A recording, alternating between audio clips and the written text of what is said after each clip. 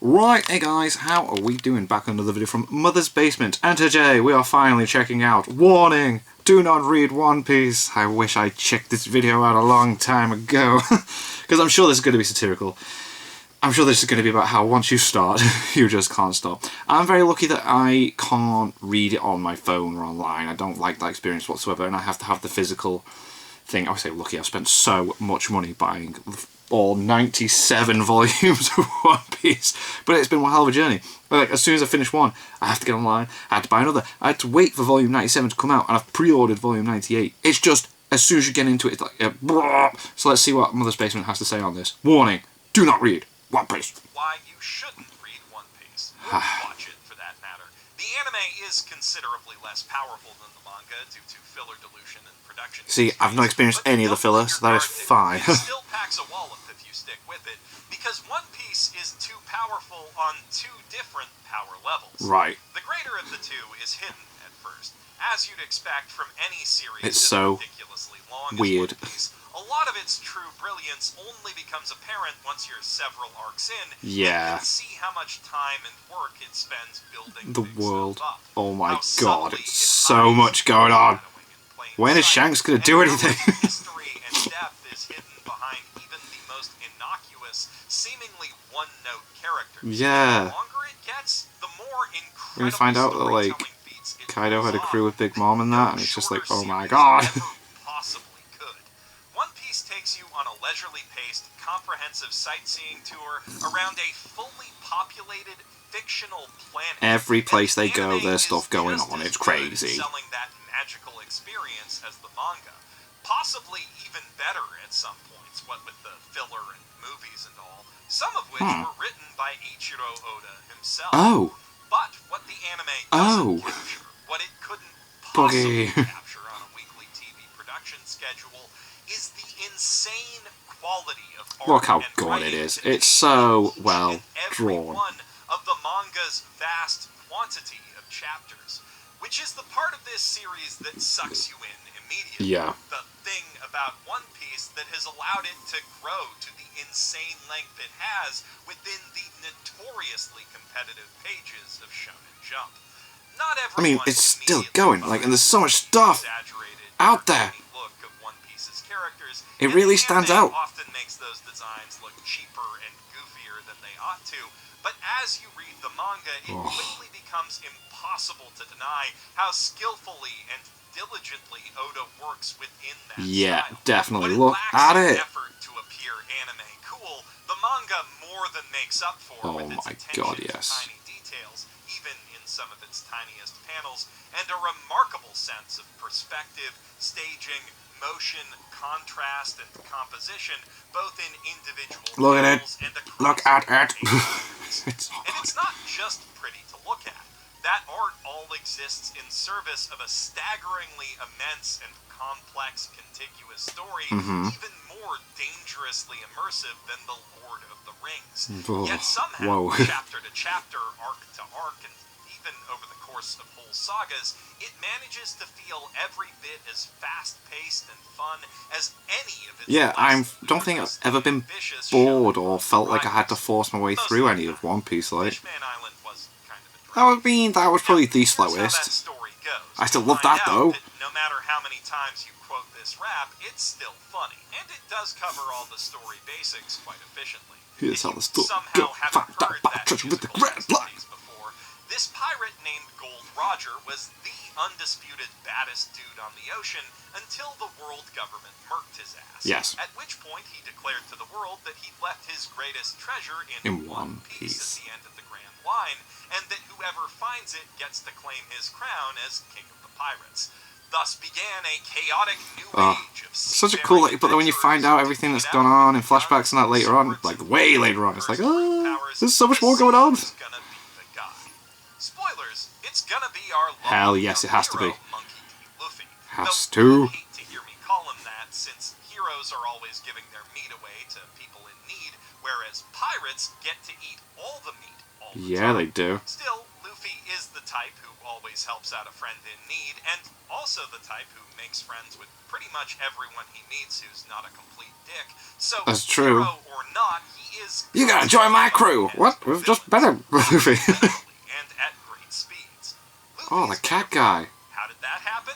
Yo-ho-ho, he took a bite of Gum Gum Gum, Gum. one of those cursed devil fruits I mentioned earlier that, in exchange for losing their ability to swim, allows whoever eats it to transform into an animal of some kind, emit or control a specific substance or energy, or imbue their body with the power of the elements themselves, at the weak, medium, and strong ends of the power scale, respectively.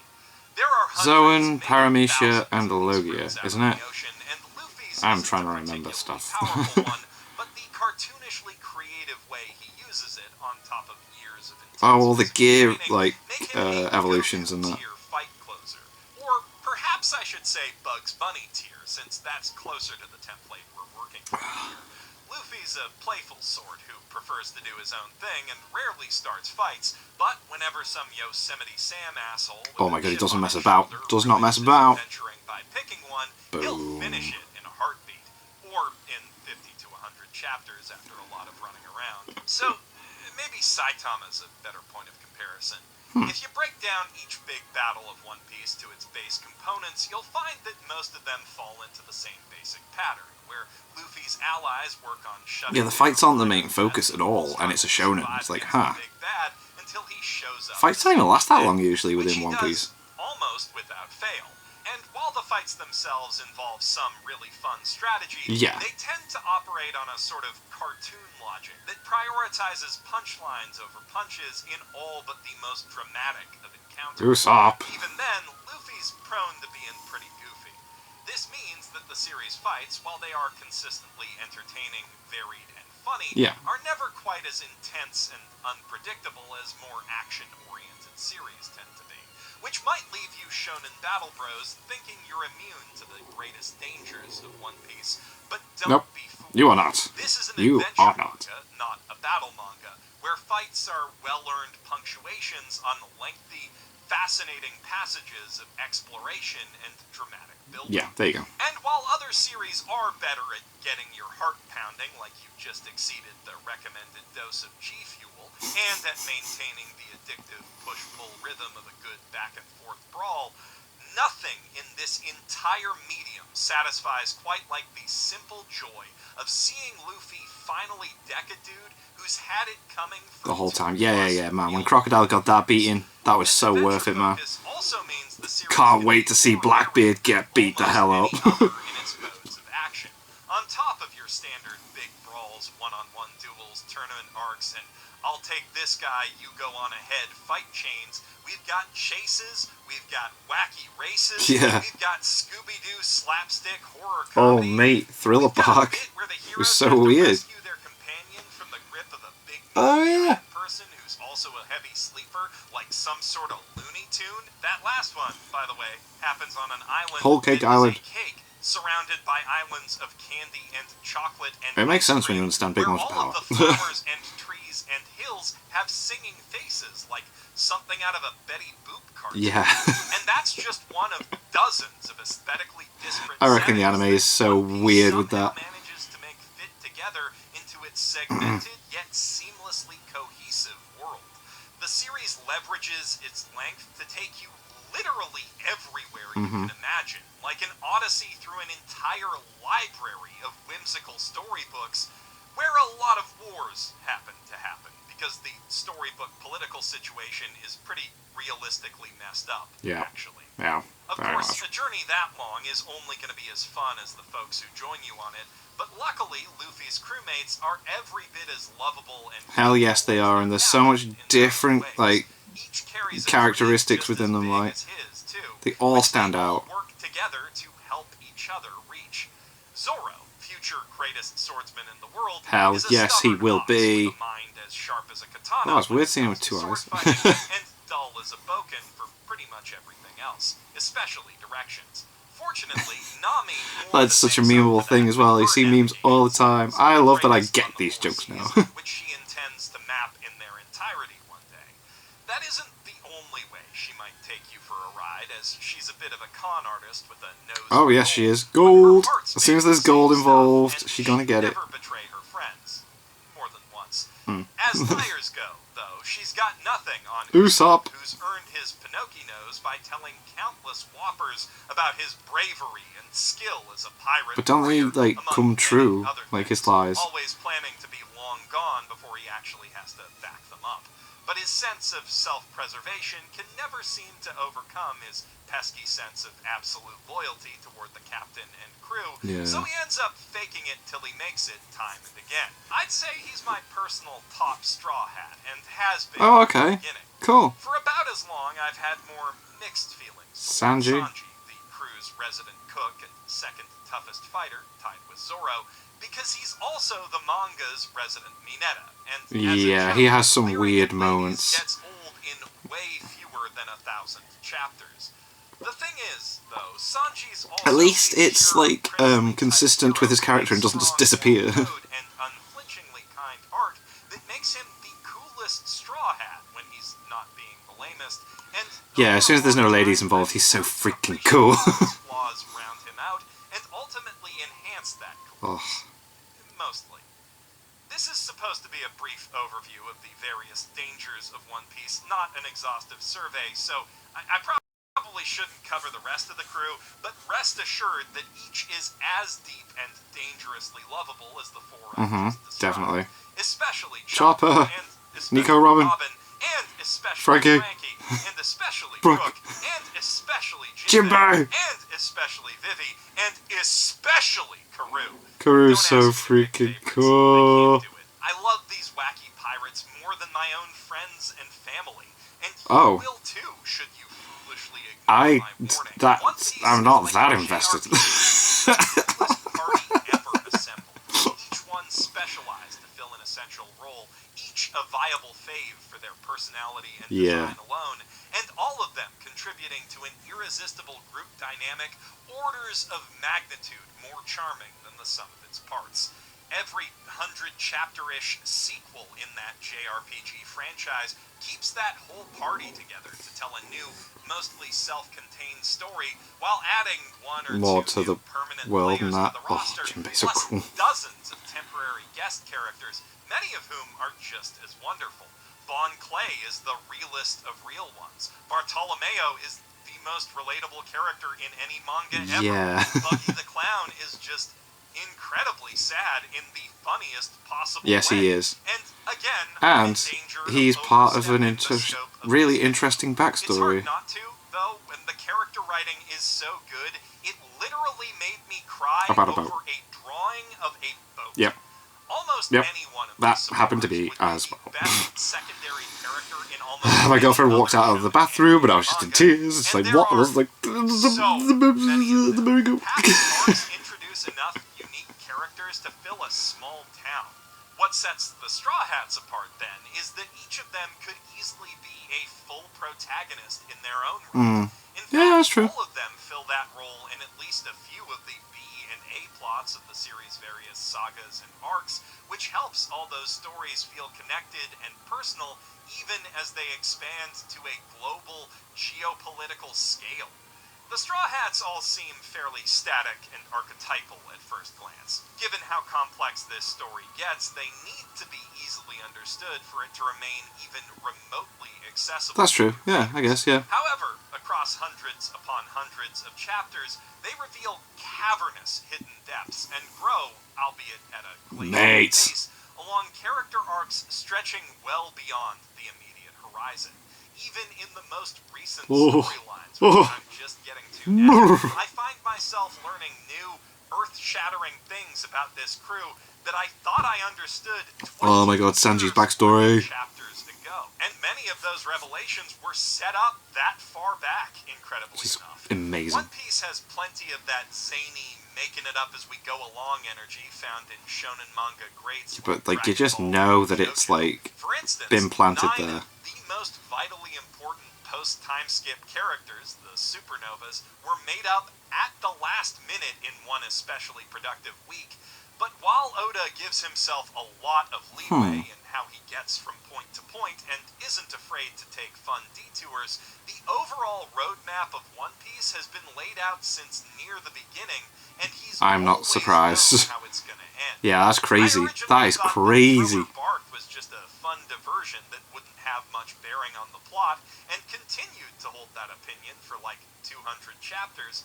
But little did I know it was planting world-building seeds and laying groundwork for massive plot turns Yes. 300-plus chapters away. And that's pretty normal for this series, actually. Yeah. If anything, it's on the short side of these setup-to-payoff gaps. At the story's I mean, outset, the ticket that they got for, zero well, the idea of Thievery what card King of the Pirates even means. came into play in Whole Cake Many Island, didn't it, as people well? given They got for from there. interpreting it as yet another hollow status MacGuffin, like Hokage, Pokemon Master, or Wizard King.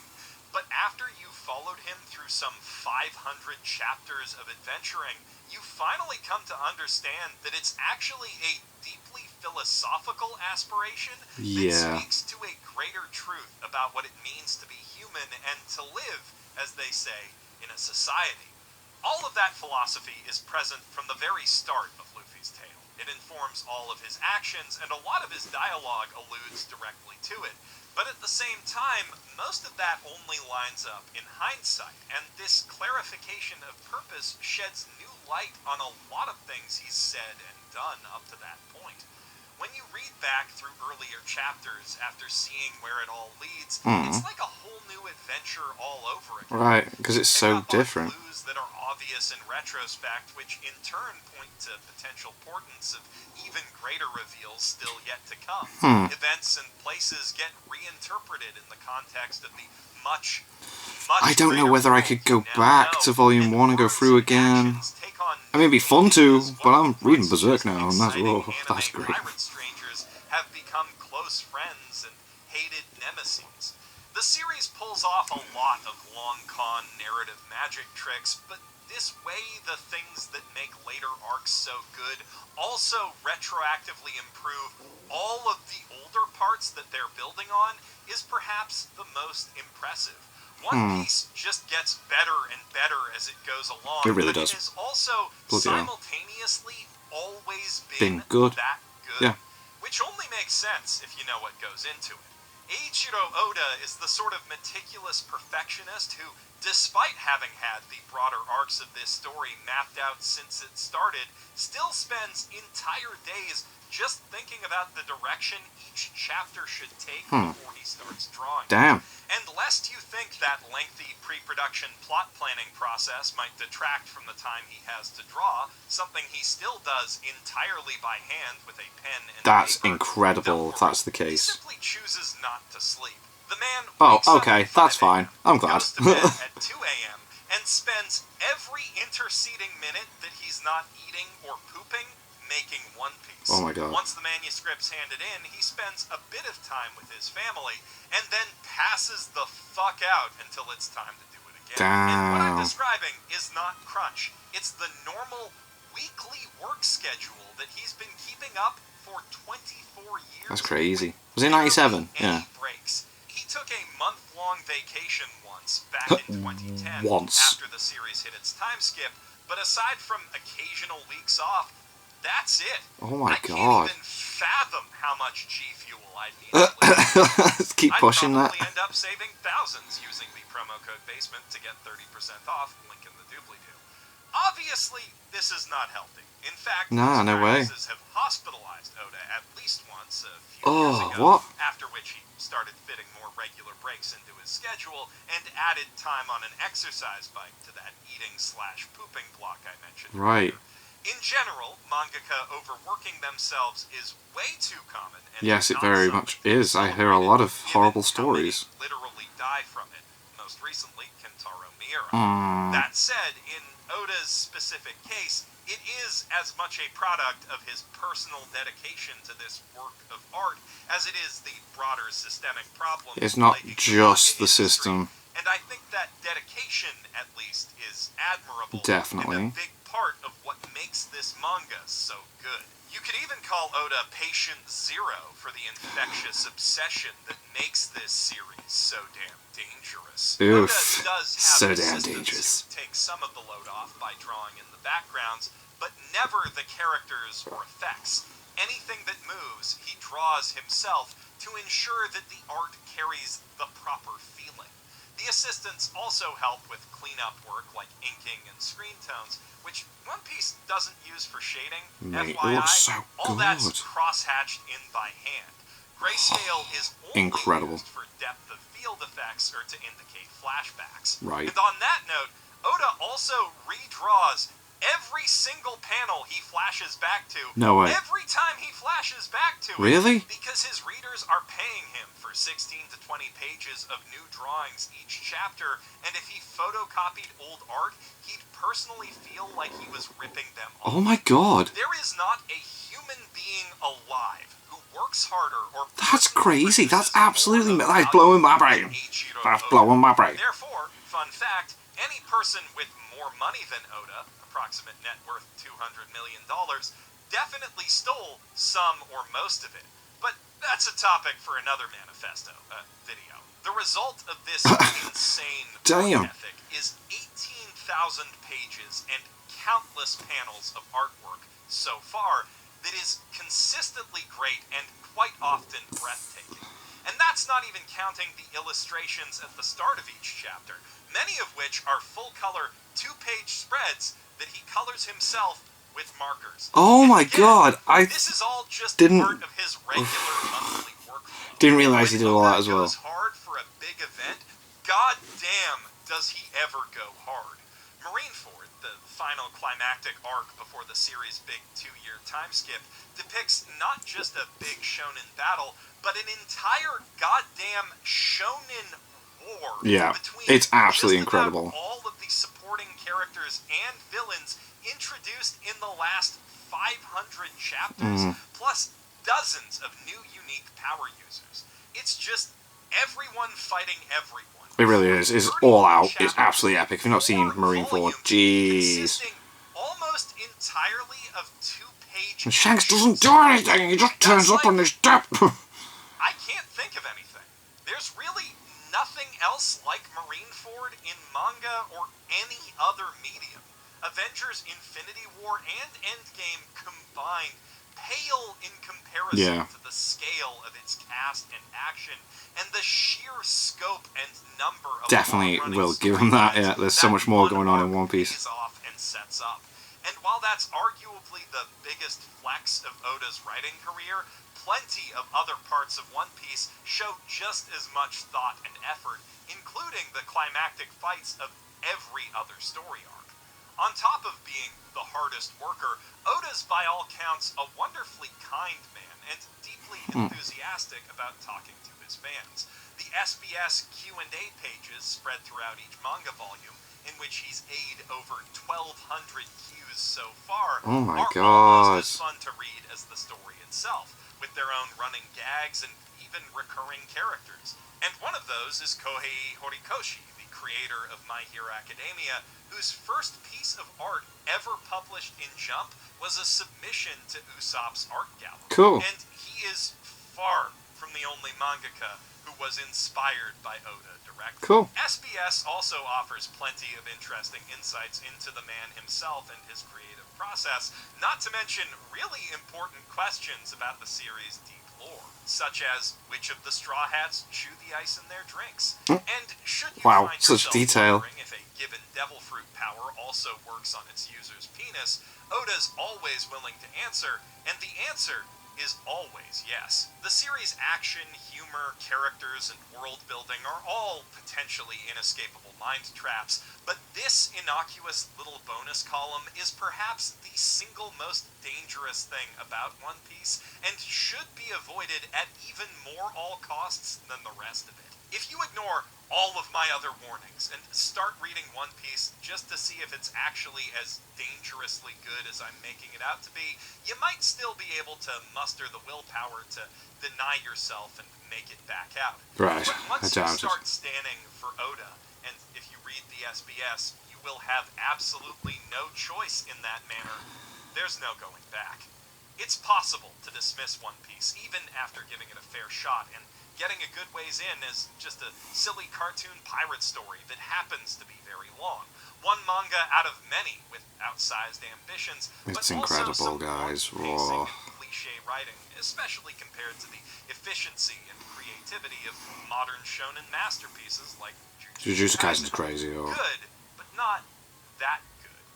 But once you appreciate even a fraction of the thought and effort and care and genuine love that Oda pours into it, once you know that he once told an editor that he was willing to die for One Piece, What? and understand how much he meant it, you recognize those criticisms, almost all of them petty in the grand scheme of the Grand Line, Wow. for the dismissive rationalizations they really were.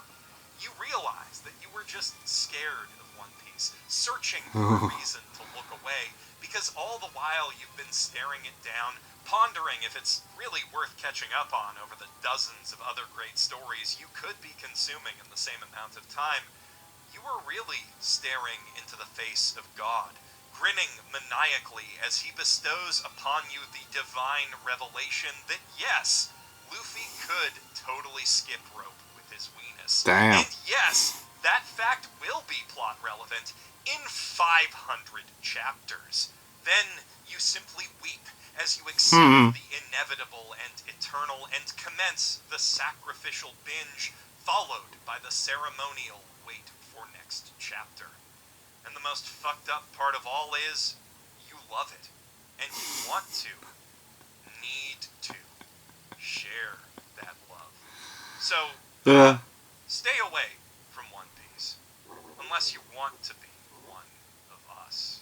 One of us. One of us. One of us. One of us. One of us. One of us. One of us. One of us. One of us. Amazing. Yeah. One Piece is incredible. Once you get into it, you just can't stop. That was definitely what happened to me. I put it off for a very long time. You guys are very aware of how long I put it off for. And I finally got into it, and boom. And now I'm wanting to know all sorts of stuff that's happening in One Piece. So, yeah, there you have it. There's why you shouldn't read One Piece. But anyway, thank you to my patrons. If you want to have your name at the end of every video, upload links in the description to the Patreon page. $1 a month was the last. It helps support the channel. It's greatly appreciated. Thank you guys very much for that. And thank you all for watching. What do you guys think of that? What do you guys think of this? Click like, subscribe if you haven't already. Leave comments down below. Let me know what you discuss in future chat videos. And I'll see you guys next time.